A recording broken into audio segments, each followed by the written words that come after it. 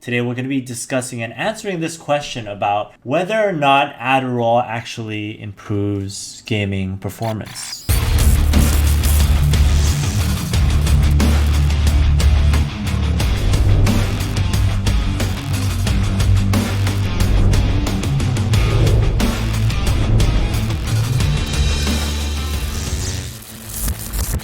Hello everyone, welcome to this episode. As you can see above us, today we're going to be discussing and answering this question about whether or not Adderall actually improves gaming performance. But outside of that, just having a general discussion with our registered dietitian, Casey Thomas, and really getting into the weeds about both of our thoughts relating to Adderall, how it impacts gaming, overviewing some of the research that we've found relating to its cognitive effects, and just seeing if we could provide you guys with a better understanding of Adderall and gaming, Adderall in esports, and Adderall and performance. I'm pretty excited because we have quite a few things to go over today.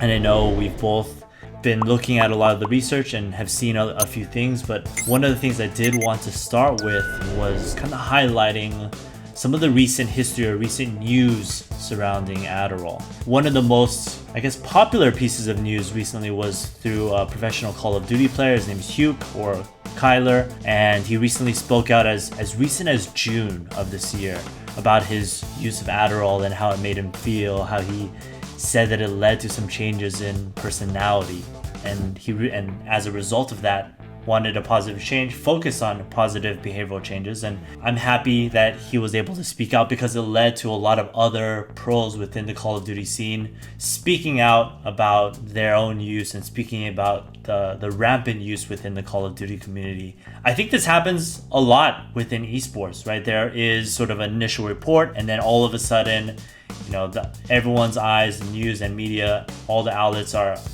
identifying that, hey, this might be a problem, and hopefully leading to a positive change, right? I don't know if you remember this. In 2016, there was a group of professional Counter-Strike players who also admitted to their use of Adderall, and that was in 2015, 2016. And then afterwards, ESL as well as Esports Integrity Commission, ESIC, started regulating it, right? And I think from what I remember, since then, they've tested 260 plus players, primarily in Tier 1 CS, and none of them showed positive result. Although, hey, that was primarily at tournaments, doesn't mean that they aren't using it elsewhere. Now that there's this online format for a lot of things, who knows? But it goes to show that, hey, with some recent use, there's potential for some regulation around it that might be beneficial for certain communities. I think in general that just also shows that, hey, maybe in other communities where there isn't this report of Adderall being utilized, there might be some abuse, right? And I think it's important for the community to better understand everything relating to Adderall. Is it really beneficial? What does it actually do to us? So that we can all make more informed decisions. If we're working with a player, if we are on the league side, what do we do about it? If we have the science and if we understand the mechanisms, maybe we can make better decisions about regulation and action. So I know that was a lot, but I wanted to establish this big baseline of understanding for all of us. I wanted to send it your way, Casey, to ask you to give us maybe like a better understanding of what Adderall is, maybe how it impacts us. Absolutely. Yeah, and I think the first thing to just start off with is this is an awesome topic to be discussing. So, thank you for trying to put it front and center, because it is all over the media all the time, right? It kind of one story catches fire, and then everybody's talking about it for a little bit, and then it seems to die down, and then it does it again. And I feel like there's just so much misinformation about it that players don't know what to think, and even practitioners don't really know what to think. So it's definitely something that needs to be looked at a little bit more critically, definitely needs to be fleshed out. And so I'm really happy that we're going to get that chance to do that today. So, what is it? What can we say? So the first thing is Adderall is a stimulant, and it comes from amphetamine, right? Initially, amphetamine was developed, I believe, like in the early 1900s as just a stimulant compound, but it was used most predominantly in World War II to help soldiers stay awake and combat fatigue. And that's kind of where it gained a lot of its popularity. Adderall isn't strictly amphetamine though. Okay, so what it is it is a combination of two compounds. It's a combination of dextroamphetamine as well as levoamphetamine. Just to put some numbers behind this, Adderall is like one of the top medications prescribed these days. We're talking like top 25 in the United States, okay, is big. You're gonna see it running rampant, both legal and illegal use. Most prominently, you are seeing the illegal uses on college campuses. A lot of kids are using it to help them study, things like that, or they think it's helping them study, which we'll talk about a little bit down the line. So it's a very common compound. I'm sure everybody who's listening to this, who's tuned into this, has heard about it. So it's a combination of these two compounds, these two different types of amphetamines. They each have a differential effect. And by themselves, they are their own unique drug. So there's drugs that are just dextroamphetamine, there's drugs that are levoamphetamine. Adderall is the combination of the two, and it is believed that the combination of these two produces a better, more pronounced effect than either individual. What it is it is a stimulant compound, okay? So it stimulates your central nervous system. The levo portion, the L-amphetamine, this has a much more pronounced effect on the cardiovascular system as well as your peripheral nervous system, like, you know, the nerves that are coming out of your spine into your fingertips and those kind of things. The levoamphetamine also has a longer half-life. So typically by half-life, all I mean is how long is this stuff in your system? And they use a measure called the half-life. By a certain amount of time, half of the drug has cleared your system. And so the dextroamphetamine, it has a half-life of like 10 hours. After 10 hours, about half of it has cleared your system. The levoamphetamine portion of it has a longer half-life, and it's actually in your system for like 12 to 14 hours, something like that. So the combination of these two seems to be a little bit better than the dextroamphetamine, both because it's a combination and it has slightly differential effects, but two, because you're getting an extension on its effects through the inclusion of this longer lasting levoamphetamine, okay? So those are the two big things. But what I want to highlight real fast, which will kind of come up later, is this half-life is kind of long. So just to put it in perspective, like this 10 to 14 hour half-life is pretty long as far as medications are concerned. And what this means is if you dose with it in the morning, right? Let's say you take it at 10 in the morning, 12 hours later, 10 p.m., you're trying to go to sleep, half of this stuff is still in your system. This is a pretty long, and this is in contrast to some other compounds which you might be more familiar with, maybe like caffeine, which has a half-life of that, you know, like 5 hours. So this is unique to the stimulant Adderall. What we're seeing these days is Adderall is popping up everywhere. I mentioned, there's a lot of illicit use, but I definitely have heard stories of a lot of business executives and, Silicon Valley people who are hopping on the bandwagon trying to take this. Everybody's saying it lifts your mood. Everybody says you feel amazing, you're more productive. That's like the common story, right? Is just, this is the thing that's going to take you to the next level. And we can probably, really made Adderall feel a lot more popular. Maybe it added this perception of it being the NZT of our world. Activity and everything. I know, yeah. Limitless that movie? I love Limitless. I know, it's a cool movie. I wish it were. But okay, so just to wrap up some final thoughts on like Adderall real quick about what it is and what it does. Right. Adderall was designed with a specific purpose in mind. Okay, so it is used to treat two conditions, ADHD and narcolepsy. Those two conditions are, the hallmark of them is this irregularity, this deficiency in specifically dopamine and norepinephrine in the brain. Okay, so those two conditions, they have issues with these two neurotransmitters. And Adderall, funnily enough, which maybe it's not funnily enough, this is why it works, it compensates for those deficiencies. So it boosts the action of dopamine and norepinephrine in the brain, and specifically in the prefrontal cortex. And just little mini neurobio lesson for people. The prefrontal cortex is like the stuff right up here in front of your brain. And this is where all of like your cognitive processing and like everything that makes a human be a human is like located right there. So it's kind of like, we're boosting this thing in that part of the brain. It's correcting in these conditions for those deficiencies. And where we run into a little bit of an issue, which, we're definitely going to get into, is, well, what happens when a normal brain takes these compounds, because a deficient brain is very different. A clinical brain, very different. And so you're correcting a deficiency here. But in a normal brain, what is it doing? And so we can definitely talk about that. But that's kind of to summarize, that's what Adderall is. Everyone's using it. Everyone says they feel amazing on it. They think it's the limitless drug. There's a lot of publicity around it these days. Right, and I think with the combination all of that, of what they hear in the media, of what they see, when they interact with it through maybe social media or through even misinformation when they're just having a conversation with friends, it can make it seem like it is the answer to a lot of their problems. And when you are in a healthy state, it's really important for us to understand how it actually impacts us versus when you do have ADHD, actually addressing those deficits that you were mentioning. So I think for us, let's actually dig into what the research actually says about Adderall for these different components, and then we can relate it back to gaming. I think it's important for all of us to know how it affects us if we are within that bucket of, hey, we have ADHD and it's diagnosed, or if we're just healthy individuals, how can it affect you, and does it even have a place in gaming? So where do you think is the best place to start, Casey, for going over some of the research on Adderall? I think the first thing to say is you have to be careful with where you're getting your data. And this is a rampant issue across all of nutrition science and supplement science and drug science and all that kind of stuff. You definitely have to look at the population. And it's for exactly this reason, which is, there's so much data in Adderall use. There's so much data in stimulant use in ADHD brains, in narcoleptic brains. Okay, we have that data. And that's what big pharma is paying for, because that's a treatable condition that gets them a ton of money. So they want to fund those research studies. They want to treat these conditions. That's what they want to do.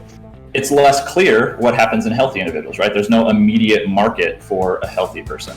And so we don't have a whole lot of data in those, okay? And anyone who is trying to tell you otherwise, that we have, limitless studies that are done on these people with this, we would know. Trust me, if a limitless drug existed, we would know. Some guy is an instant, trillionaire overnight if that drug really exists. Exactly. All right? Exactly. We would know. Trust me, we would know. That's point one. And so you just have to be careful. So there is very minimal data in healthy participants. What I'll say, just to start, we have these claims, hey, it's going to enhance brain performance, because we got that data initially because it enhanced brain performance in these people who had a clinical brain. And so we're like, okay, well, let's see if that works in a healthy brain. And so there are a couple of studies, and, I want to kind of go through a couple of those. In general, a broad strokes observation is that at low doses, we have some suggestive data with a meta-analysis that low dose Adderall use might enhance working memory. Okay, so operative word might. Okay, modest results, and that it also might help out with response inhibition. What that means is it's if you have a go no-go task where it's I'm going to flash something on the screen, and in one scenario you want to press the key as fast as you can, and in another situation, if the other thing flashes, you don't press anything. Okay, and so a lot of times, because you're trying to press as fast as you can, you might accidentally press when you're not supposed to. People who have a low dose Adderall use, there's some suggestive data that those people are better at withholding their response. Okay, so they're able to quickly discriminate that they're not supposed to do something and stop themselves from doing it. So we have those. There are these meta-analyses that say, hey, there is potentially a modest effect as far as working memory and response inhibition. Not crazy big improvements. This is not limitless that we're talking here. And then there's also a little bit of data to suggest that maybe, hey, it does improve memory consolidation. So we have those three claims. We have these three big claims, which is favorable for Adderall. So I want to set Adderall up nicely and try to be okay. But I want to temper expectations a little bit too, because these results are super, super tiny. We're not talking limitless here, like I said. You have to weigh this against all of the other data, though. I cherry picked studies there. I was forced to cherry pick studies to find some that did show enhancements, because there's also data saying it doesn't help, and there's also data showing that it produces a null effect, produces no effect whatsoever. So I can go through three good studies that I want to talk about, because they do use healthy individuals and they did some good tests and they're pretty rigorous and things like that. So I'll go through those, and we can throw up the citations in the links. Definitely. Or whatever after. So let's start with study number 1. So give us a highlight of what the study talked about and why it's important for us to dig into this with respect to gaming? Yeah, absolutely. I'll do broad strokes for these, and if we want to like really dive into like methodology and all that, we can certainly do that. But study one used healthy participants, which we love, right? So all 3 studies going to use healthy participants, and we're going to see whether or not a clinical dose of Adderall actually causes performance enhancements. Whether or not there are performance enhancements is going to be unique, because we don't know if, let's say I showed that I enhanced your working memory. It's like, okay, that's great, but does an enhancement in working memory actually translate to me doing better on my exam, me playing better in a video game, me in my day-to-day life doing slightly better, like 10% more productive? We don't actually know a lot of these things. So these are just tests in a lab. Whether or not these apply to the real world or transfer over, we actually don't know. And this is a big issue in the neuro field, is whether or not these tests actually help. And so like, just to put just a small little bit of context too, is like, there's 1,000,001 brain games these days.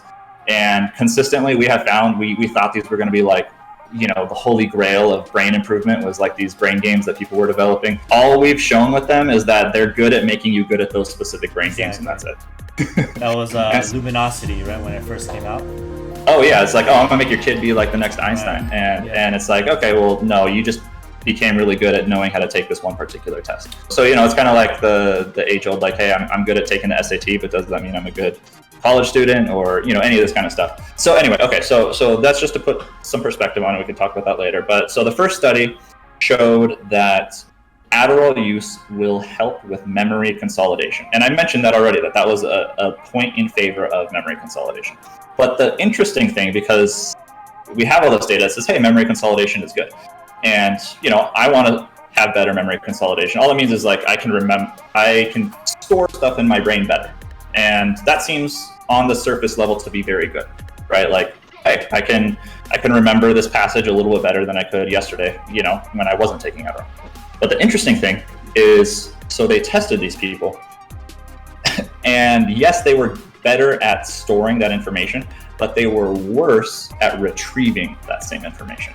So, when I cherry pick the memory consolidation thing, it sounds nice, but then you have to remember, okay, so I stored it well, but now if I'm trying to recall the information, how well do I do? Like, how well am I actually doing on test day when I'm trying to remember all this information?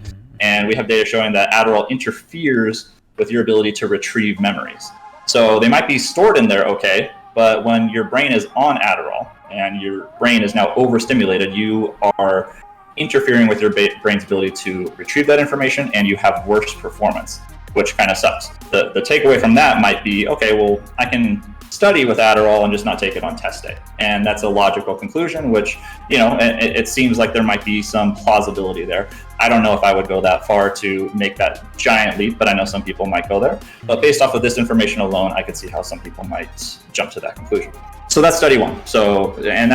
I wanted to highlight that one just because I think it's important to note that, someone might throw a metric at you, such as memory consolidation, but there's also like another side to it that usually gets omitted. And in this case, it was memory retrieval.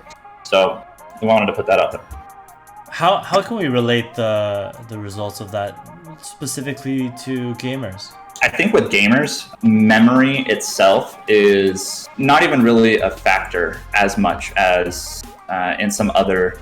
Well, it's going to depend on the sport. I mean, I think it's going to depend on the sport. So, like, depends on there's like, for sure. Yeah, it's going to depend on the exact game, right? Like, if there's a lot of information that you have to quickly remember, like item sets or new maps or movements that, like maybe you've done a lot of VOD reviews and you know that the opponent has a certain kind of opening that they like to do, and you're trying to run through that on game day, something like that. If you're on Adderall, you're going to impair your ability to remember the stuff that you spent all this time studying and reviewing. It's going to be highly game specific though, right? Like some games require almost no memory whatsoever. It's just, kind of like a do. It's not like a remember. But I would argue that a fair amount of games do require you to remember things, or else what are you, especially at a high level, like you are analyzing film, you are analyzing opponents and all that kind of stuff. And if you want to remember that, and you're like, hey, on game day, I'm gonna pop an Addy, and then all of a sudden you can't remember anything. That's not good. Right. That's not good at all. And right, what's interesting is that, with how it affects dopamine, it might make you feel like you're performing better. And hey, maybe there's research showing the actual physical benefits, whether it be reaction time or whether it be all these things. Hey, it might make you feel like you're performing better, but maybe you weren't able to retrieve the correct pieces of information, and that might have affected your ability to perform on that day. And it's almost like the idea of focusing on, hey, this guy performed well with his kill death average versus, well, what was his actual impact on the game? Did he make poor decisions, or was he just focused on, baiting his team, getting kills, right? It's similar, I guess, in as a metaphor that we can draw for that. Sorry, did you have something to say? I think I might have saying you're ruining my second study, man. Come Got on, it, right? Well, I mean, maybe that's a segue to the second study, which is what? That's what I'm talking about. There we go. Yeah. So the second study wanted to assess not only cognitive metrics but also emotional metrics, and so we wanted to see how people felt. Okay, how people felt on Adderall, because quite consistently, this is reported time and time again since the invention of stimulants, is people feel amazing on them. Okay, anytime you take any stimulant, everyone is just like, I am a god, I am the champ, I cannot be stopped, I am the hero of the day. Exactly. We see that any stimulant compound, doesn't matter what it is, everybody feels great on stimulants. We get it. So this one wanted to use healthy individuals, wanted to look at cognitive metrics, emotional metrics, and physiological metrics. Okay, so by that I mean like heart rate and blood pressure and that kind of stuff. So they wanted to see what is actually happening to your body, how are you feeling, and how are you thinking. This study showed, unsurprisingly, that people had an amazing emotional response to Adderall use. Healthy people had an amazing emotional response. They felt so great. They just reported everything I just said. They felt like gods. They had a huge increase in positive emotion. They all rated themselves as feeling much better. And also, unsurprising in the grand scheme of stimulant compounds, we saw an increase in heart rate and we saw an increase in blood pressure. Okay, so their body is having a physical, visceral reaction to taking Adderall, and they feel it. Okay, so not only they're like, oh, my heart is going, it's going in a good way, but they're also feeling good, like, oh man, I feel awesome. So you have all this stuff, right? You have all this physical stuff. But then, then we say, okay, what actually happened to the cognitive metrics? That's the question. So you felt great, you thought that you did better, and your body was telling you that something was going on. High blood pressure, high heart rate, all these kind of things. So what actually happened? As far as the cognitive metrics go, their attention was improved. They had much better attention. And this is consistent with the previous use of stimulant compounds, like in wars and things like that, where people are using stimulant compounds to stay awake and have sustained vigilance. You have a soldier who has to be up for 3 days in a row.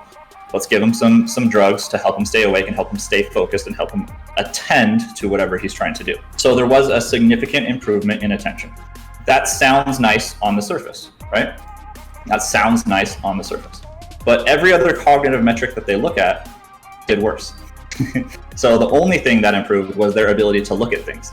But in their ability to handle that information and to respond to that information, they did worse. And not only did that happen, but it was really interesting because this is one of the few studies that showed this, but in this particular group of people, which again was normal, healthy people, they also, after the fact, they asked them, how well do you think you did on the test that we gave you an hour ago?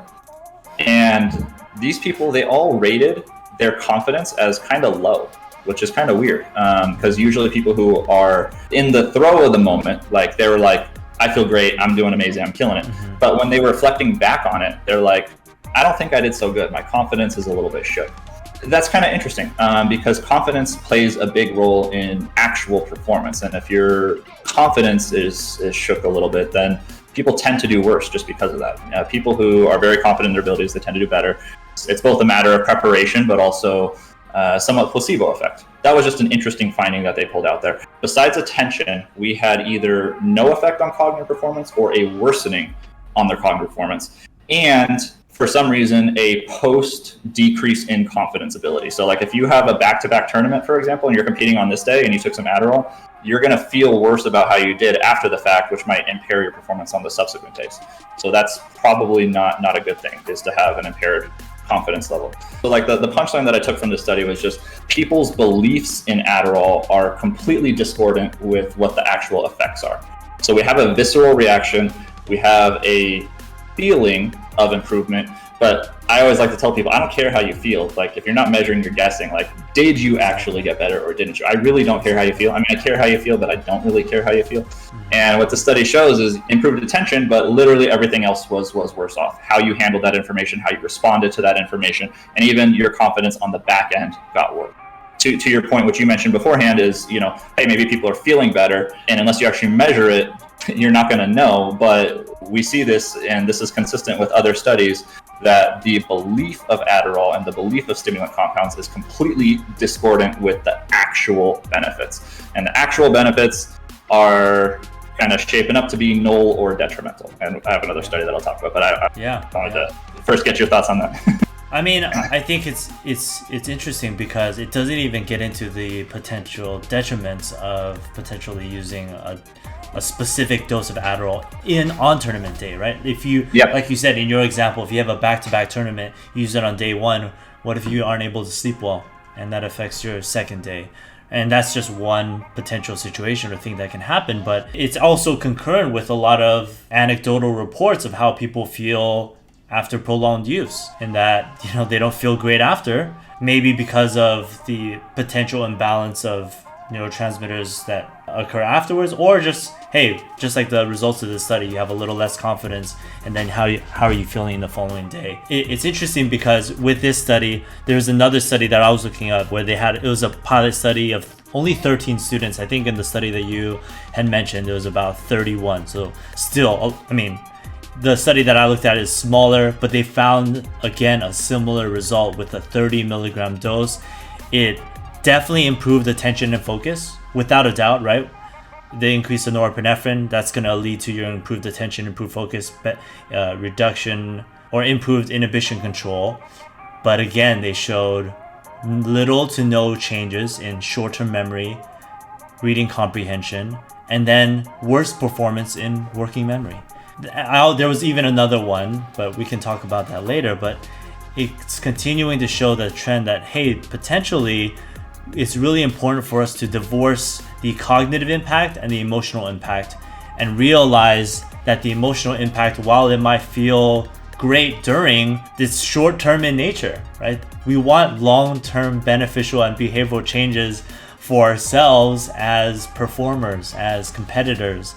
And I think when we get into a later discussion about this, when we do use a drug, you can almost think of it like it being a crutch to help you get this focus and attention benefit, where when you can actually establish an environment for yourself to have that through the basics that we always talk about: sleep, exercise, nutrition. So, I think that's so interesting and important to realize. These results are in healthy individuals that show that there is maybe little to no benefit for our cognitive impact. There is definitely potential benefits on emotion, and that can color your experience and what you think it's doing for you. Pretty interesting to me. But what was the last study that you mentioned it, you're just trying to spoil everything. I know. The last study was basically what happens when you compare Adderall to placebo, okay? And we were assessing working memory.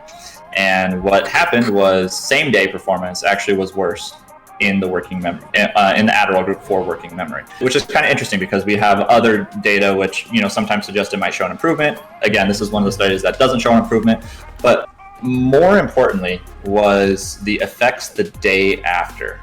And that was the really interesting thing to me, because what happened was day 2, when they assessed all these variables, the Adderall group still did much worse. Okay, and we have data, and they didn't take Adderall day 2. Okay, so no Adderall day 2, but on performance, they did worse day 2. They did worse day 1 too, but they also did worse on day 2, which is interesting because we had that other research which is saying it helps with memory consolidation and things like that, right? Mm-hmm. Now we're showing actually day 2, you're still worse. And they believe the reason is because it interfered with sleep. I mentioned at the start of this that it has a long half-life.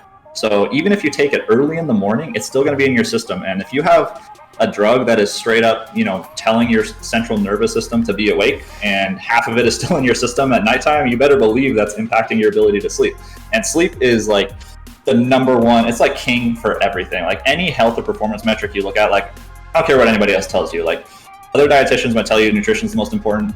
It's not. Like I could put you on the best diet in the world. You could be put on the best exercise program in the world. You could be meditating, like your brain could be amazing. But if you are only sleeping like 4 hours a night, like I guarantee you, it doesn't matter what any of this other stuff you're doing. Like doesn't matter at all. Just throw it out the door.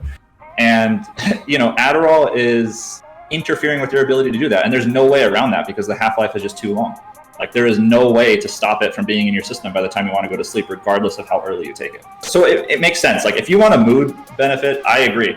Okay, it's going to make you feel amazing. Is that all you're going for? Maybe. If it is, okay, I don't really care. I don't know why you're listening to this, but if you care only about mood, sure, it's going to lift your mood. The only other real applications that I can think of this is, consistent with what the military was using. If you're like to be up for 4 days in a row, I don't know why you need to. It's going to tank your performance. It's not going to make you a better gamer.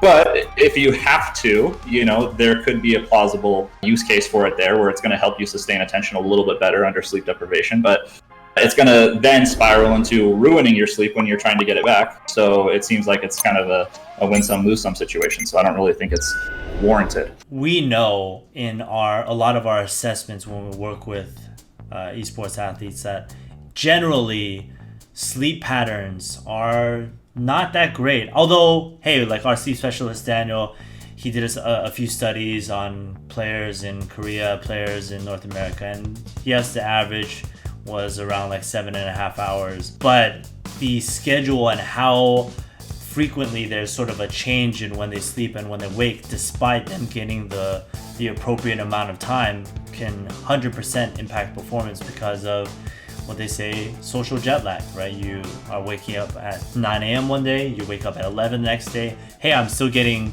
7.5 hours. That does not equate to someone that sleeps and wakes up at the same time every single day and is also getting the 7.5 hours due to our body clock, due to our circadian rhythm. So it's important to realize, as you mentioned, right, sleep is the foundation for our performance.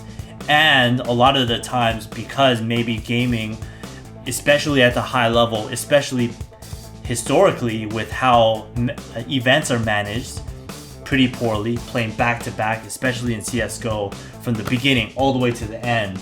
How else are you going to combat fatigue? Maybe you are someone that sleeps well, eats well, but still you're required to play 6 games in one day, starting from 8 a.m. all the way to 10. Oh, and there were some delays, so I actually extended out to 1 a.m. What are you going to go to if everyone else happens to be utilizing stimulants? It almost lends itself, the environment lends itself to not forcing them, but it makes it easier for them to go to stimulants to maintain alertness. And because of the mood changes, it might lead to them thinking through that placebo effect that, hey, it allowed me to perform better. Whereas now we're seeing this research that says, well, maybe they're not performing better, but there's without a doubt this improvement in attention, improvement in focus. And I wanted to highlight one more study. I just read about this earlier today. Aria et al., it was in 2016. They looked at 900 students without a diagnosis of ADHD, and the bottom line conclusion out. We'll link all these studies in the description. We'll have links to all of it so you guys can review it yourself, make better decisions. But they found that it didn't improve university GPA scores. Yes, there's so many factors to consider, but they also found that those who abstained from the use from year 1 to year 2 and 3, they actually improved their GPA scores. So whereas the others, they maintained its use over the duration of the 3 years of the study, there was little to no change. So again, paralleling the idea that, hey, there might not be cognitive benefits outside of just improving your attention and your focus. Hopefully with all of these studies and review and everything that we've discussed, it's a little more clear to you guys about what the effects of Adderall are and how it potentially works within the gaming community. And I guess with that all in mind, Casey, do you feel like there's a place for Adderall in gaming? Yeah, it's a good question. It's a fair question, right? I think people want to know is, does it have a place here? There's two parts that I want to address with this. The first one is yes, if you just had to put it on a pedestal and just, yes or no. And I'll say yes, but it comes with a big if. And it's if you have a diagnosis of, ADHD or narcolepsy. There you go. Answer over, right? But for performance enhancement reasons, I would have to answer with a resounding no. There's too much data that it's going to impair the metrics that you care about and not really enhance, anything. Like it enhances modestly some things that you don't really care about. Is working memory good? Yeah, probably. But we have data that it impairs that too. So it's like, at best it's going to be a null effect.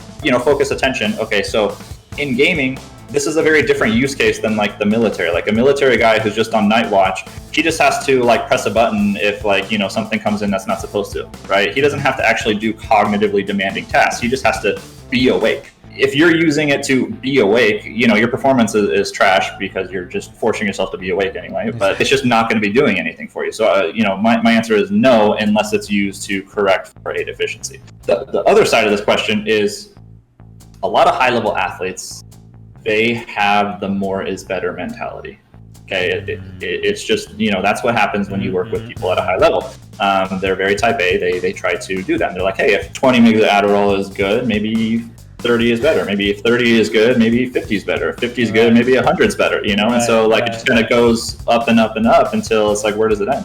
What you see is that your mood is going to continue to elevate, which, and so you're going to placebo yourself into thinking that it's actually doing stuff when it's not. But what's going to happen then is, you're quickly going to run into drug tolerance. Okay. And this happens very quickly with stimulant compounds. Then you have the problem of, now if I stop taking it, I'm going to run into withdrawal effects.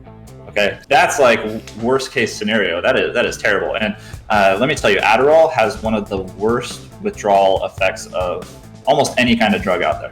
It's not the worst, but it's pretty bad, okay? And it's extremely likely to happen. Something like 90% of people who are trying to wash off Adderall get really bad side effects. And these side effects, it's not just like a one day, I felt bad, had a headache. No, we're talking like a month. This sucks. I feel terrible. I am anxious. I have drug cravings. I'm depressed. I'm fatigued. My appetite is changed. It could be increased, could be decreased. My motivation is out the door. My sleep has been trashed. And this is not even mentioning the major crash that occurs usually within the first week or two after discontinuation. So this is a very real problem, which is I thought it was going to help me out and I felt so good. I'm going to start taking a little bit more. And then all of a sudden now you have a big subset of this population of people who are abusing it and their bodies are responding quite negatively to it.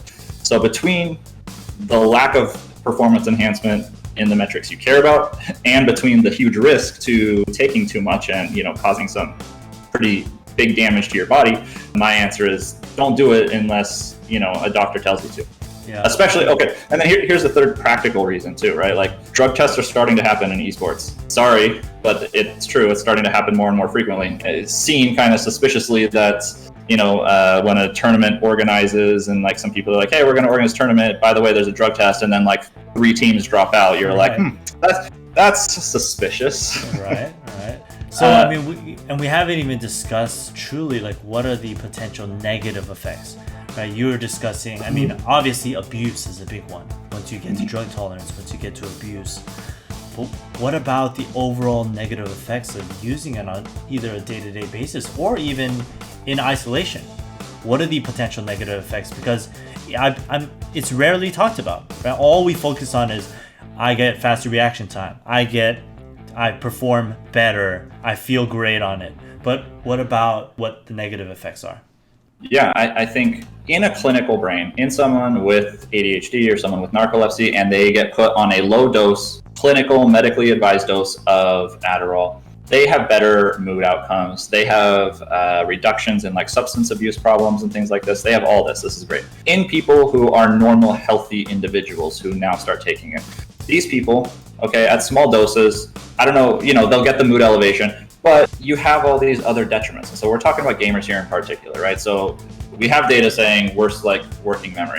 The crash of it is quite extreme. So if you take it one day, then not only is your sleep messed up, but because now you're off the stimulant the following day, now your mood's worse. You see major changes in appetite. Me being a nutrition guy, I have to mention that some people, when they take stimulants, they have increased appetite. Some people have decreased appetite. But in either case, it's a change from what you were doing previously, which, hopefully you were on a good plan before, and so then any change is bad. But, this is usually going in an extreme direction that you don't want. So your mood's going to be messed up, your sleep's going to be messed up, sleep's going to impair everything, mood, illness, risk of injury, performance, subsequent performance, like performance day of, but also like subsequent performance gets ruined. So it's like literally everything that you're thinking about that could get impaired, it essentially does get impaired. The funny thing is the use case where I think Adderall can make sense, there's already a drug that does the exact same thing. And it's caffeine, and it has none of the side effects and a smaller half-life. The only catch is it doesn't come with all of the mood benefits, which is, sad.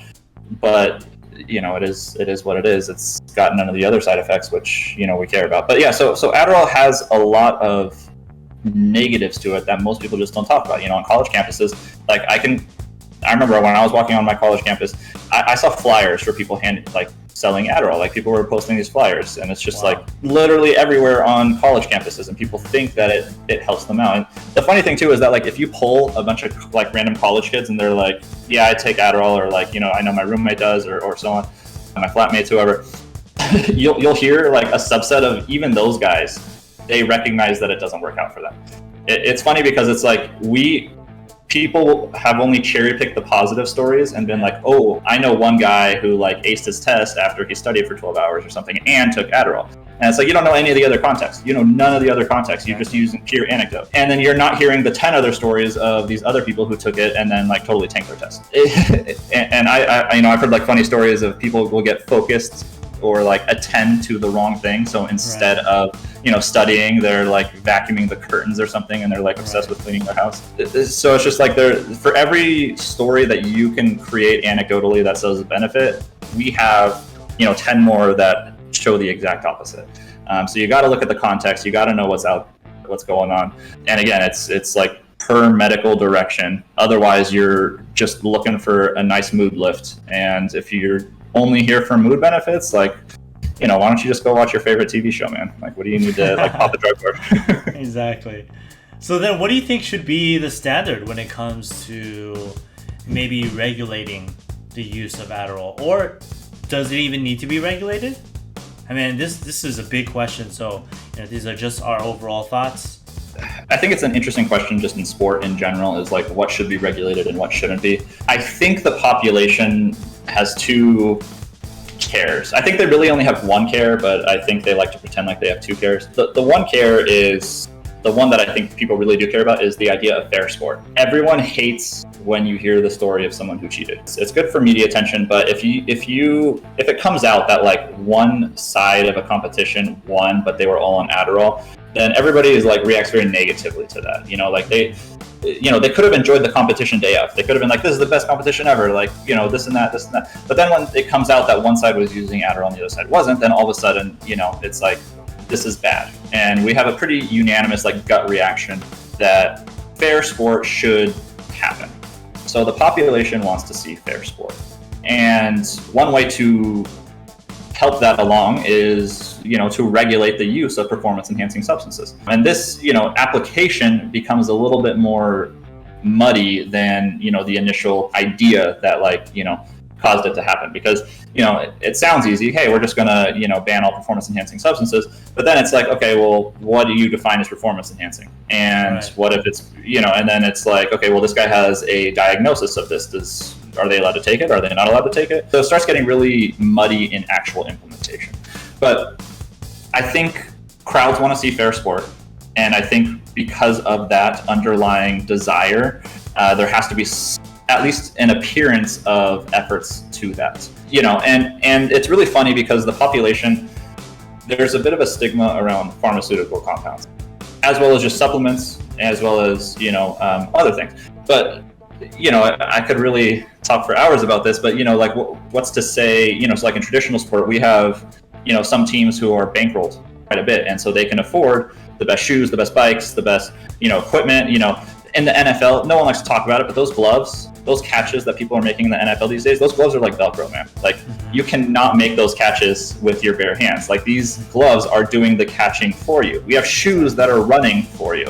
We have bikes that are bicycling for you. We have all these things, but a lot of people usually don't associate these as being like unfair sport. And it seems like for some reason there's this stigma around, supplements. So supplements and pharmaceuticals does get a little bit of a bad rap, which ties into part two, which is the health of the participants. I think, a lot of people say they care about the health. I would argue that some people don't actually care about the health of the participants. They just want to see good competition. But I think a fair amount of people do truly care about the health of the participants, especially with, a sport like esports. It's a very young group of people, right? And so usually there's a lot of parents, there's a lot of people above them who are watching them, and they want what's best for these people. If there's a known compound that is hurting these people, there should be a push to stop that from happening. Right. So I think we have those two interests, which is, the health of the participants as well as the idea of fair sport. And so there should be standards around this.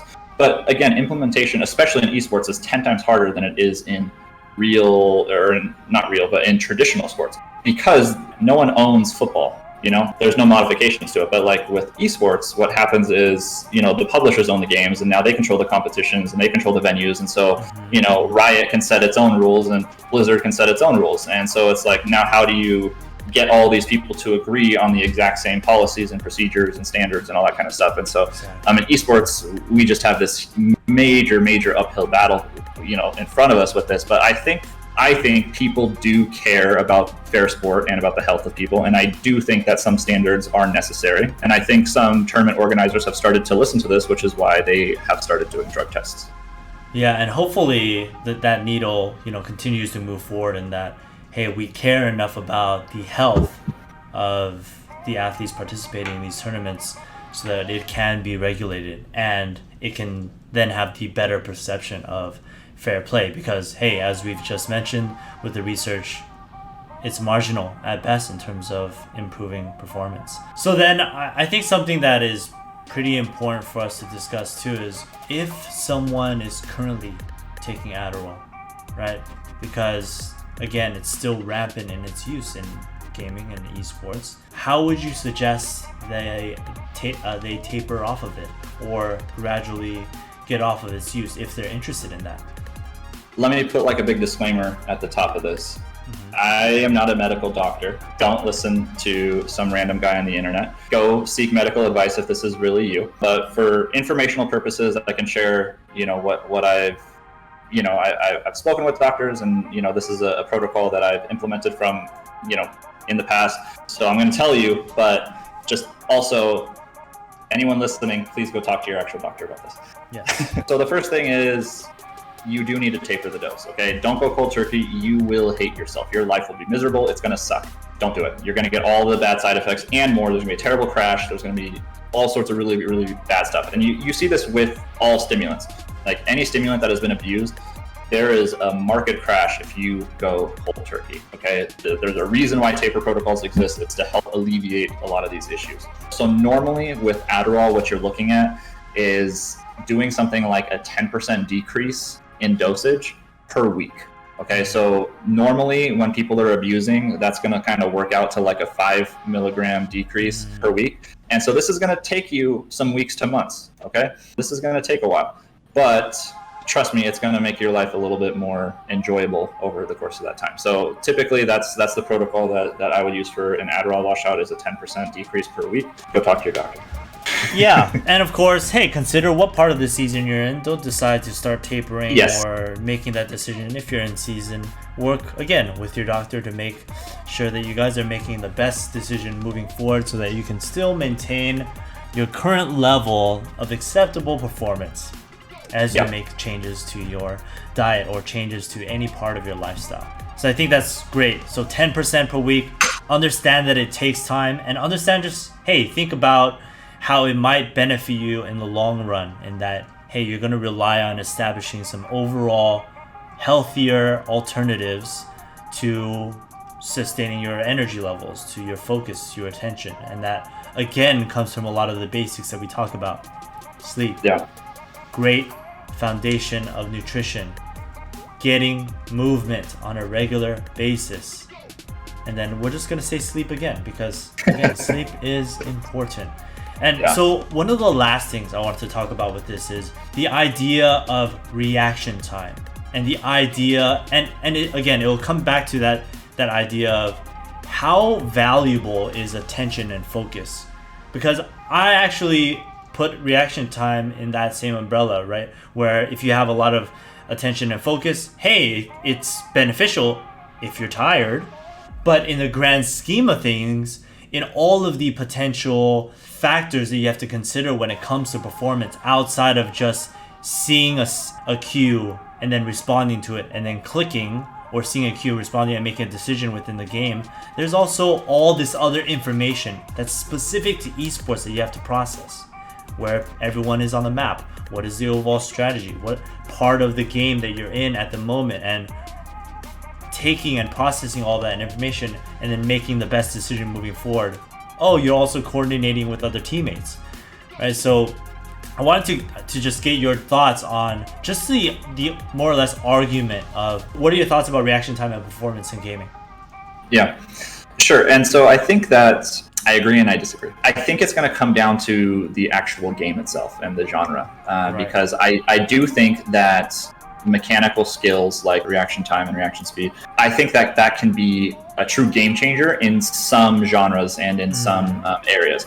And we see this all the time in like traditional sports. Like if you look at the Olympics, like the difference between first and second is normally the difference of like 0.01 seconds. Like we're talking like milliseconds here, difference between, first and second place.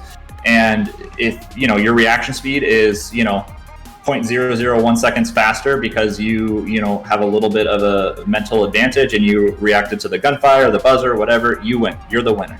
Okay, it's not because you trained just as hard as the other guy, but all the other stuff was the same. We see this in wrestling. If you can recognize that small twitch of their wrist, you know exactly what their movement pattern is going to be. What are you going to do? And then you win because you already know what they're going to do. I do think on the grand, on a grand scale, and if we look at the total umbrella of esports, I think you're right.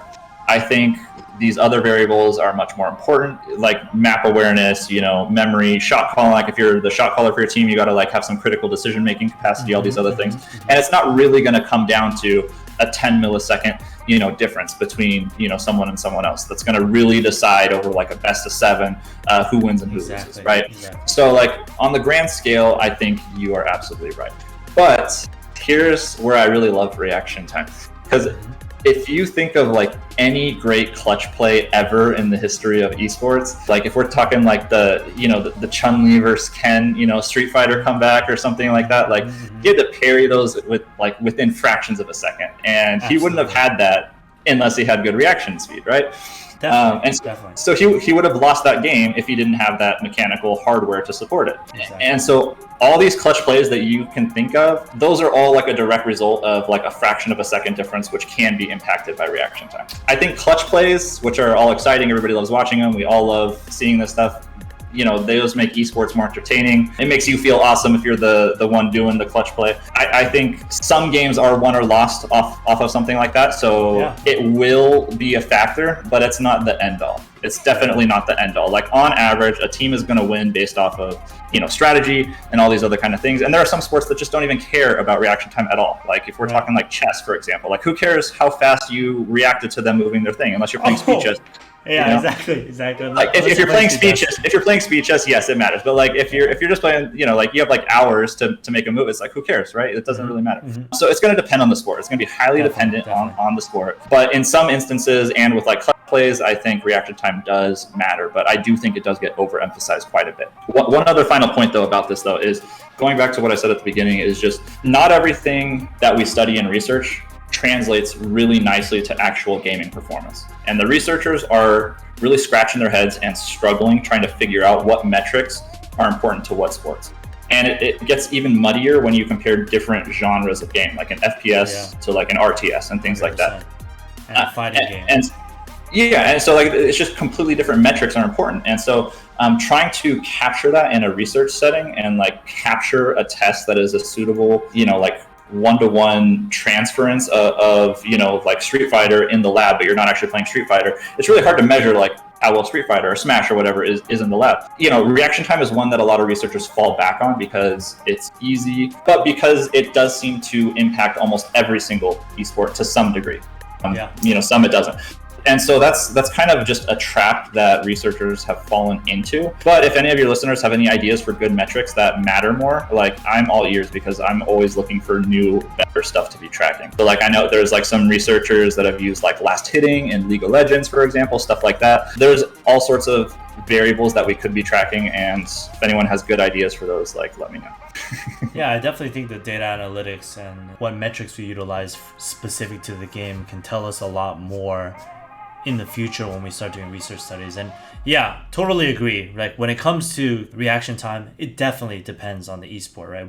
It would be a fun exercise to kind of break down which esports it matters more. But if you think about it, fighting games, absolutely, that's going to rely on a lot of reaction time. And yes, you have to process, you have to have some working memory and other decision making. But if it's a one-to-one thing or one-on-one esport like a fighting game, then reaction time might have a heavier impact.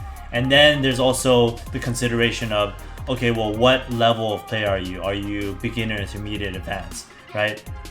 I've spoken about this before, but in earlier or lower levels of play, I think mechanics are almost everything, right? You can really get away with making a lot of mistakes if you have just great mechanics or great reaction time. That is so interesting for all the future researchers out there to really start to narrow down what the better metrics are for each game, so that we can make more informed decisions as clinicians, so that we can help, whether it be choosing the right foods or even doing the right exercises to target specific parts of your brain health or specific areas of motor control that allow us to perform better in fighting game versus League versus FPS versus a game like Osu, right? I would say if it was a competition like Osu, hey, reaction time is is necessary. That it's a closed that's chain, all it is. right? It's just closed chain environment, and you are just reacting. So, and hey, maybe Beat Saber. There's all these potential examples where, hey, reaction time could mean a lot, but then when it comes to team-based, communication-based, it just adds a lot more layers of complexity that, as you mentioned, it makes it easier for researchers to attach onto it, but it's important for people that are reading the research to take the population into consideration. And also companies out there, when you're marketing, it's going to be easy for them to market, this is beneficial for esports because of this study that just did it on one population, and let's generalize it to everyone. And guess what? That creates whole Reddit communities of people that might believe something because they've read it. You heard that? Because they read about it through marketing or through a poorly referenced research article. So just all things to take into account when we're just having the conversation about performance in gaming. And hopefully you guys can realize that there's a lot to it. There's a lot of layers of complexity we have to consider. But I think we had a really great discussion today about Adderall. Yeah. Can I say one more thing about that? Because I think you hit on a really good point, which I run into all the time. And this is how you can BS test a supplement. Okay. And in esports, you can BS test basically every single one. Because here's the trick. Okay. So if you general health, performance, whatever, this is how you do it. So if you look at a bag and they say this supplement, it's going to activate mTOR, and mTOR turns on muscle protein synthesis, and muscle protein synthesis is necessary for muscle growth. Therefore, this supplement is going to be awesome for your gains. That supplement doesn't work. And the reason why it doesn't work is because if it did work, they would just say it. They would just say supplement X helps you build muscle. Okay. So what that means is they had to use a chemical, they had to rely on some fancy science stuff to try and bamboozle you into thinking that it would help, because they either didn't do the research study where they just gave them supplement X and saw if their muscle growth, or if they did do it and it didn't show a result. And with esports, I know coming from like the supplement industry, coming from the research industry, I know that these are not done in real like high level gamers. Very, very, very few are. But here's where it would be legit. Like, what if they said, hey, supplement X improves last hitting by 20% in League of Legends? It's like, okay, cool. And you got like high level participants. That'd be awesome. That'd be amazing. And then you can market it to League of Legends players. That's like a game changer. But what they're doing is they're saying, oh yeah, we did this and it improved reaction time by 15%. Therefore all gamers can use this. And then you like look at the research and it's done in like 80-year-old participants who have like Alzheimer's disease or something. And you're like, come on, man. Like this is like 3 steps from like, 50 steps removed from esports players at a high level.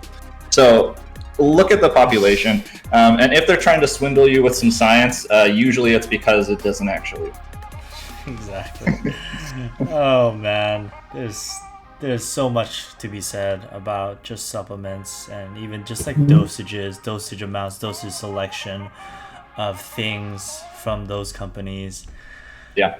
There's a lot to unpack there. But today we talked a lot about Adderall. And I think we had a lot of great conclusions based on a lot of the research that both Casey and I were able to go over. Primarily through Casey, we found that, hey, while it does have, there are some studies that do show some benefits with things like working memory or within our executive function, there are also studies that show that it's either null or potentially harmful. And specifically for those studies, they were in healthy populations, which a lot of the times those are the people that we care about, right? Because those are the people that we're working with that are interested in, hey, I want to take something that might potentially help me. I'm considered healthy. I don't have this diagnosis of ADHD. Adderall is going to make me better. And so we found with all these studies that there is potentially, or there might not be a true benefit for your cognitive function, but there is an emotional impact that might color your experience to make you think that you might have this increase of performance. And on the flip, and just to consider from the bigger picture perspective, there are also a lot of negative effects and things that it can lead to. For instance, lack of sleep, for instance, less confidence after you're actually performing, that can impact your performance on subsequent days, which are really common in esports performance schedules or esports competition schedules. So that's something that needs to be considered. And I really liked what you said regarding what its place should be in esports. If we care about fair competition, if we care most importantly about the health of esports athletes, we should be actively working to have some form of regulation, or at least some attempt by the publishers to do something so that the players that are playing their game can keep playing, and that part of their livelihood, that part of their personality, because that's all they do is play the game that these publishers created. We want to make sure that they can continue to play and stay healthy. So I think that covers the majority of the things that we talked about. Is there anything else that you think needs to be said when it comes to Adderall? I think you summed it up pretty nicely.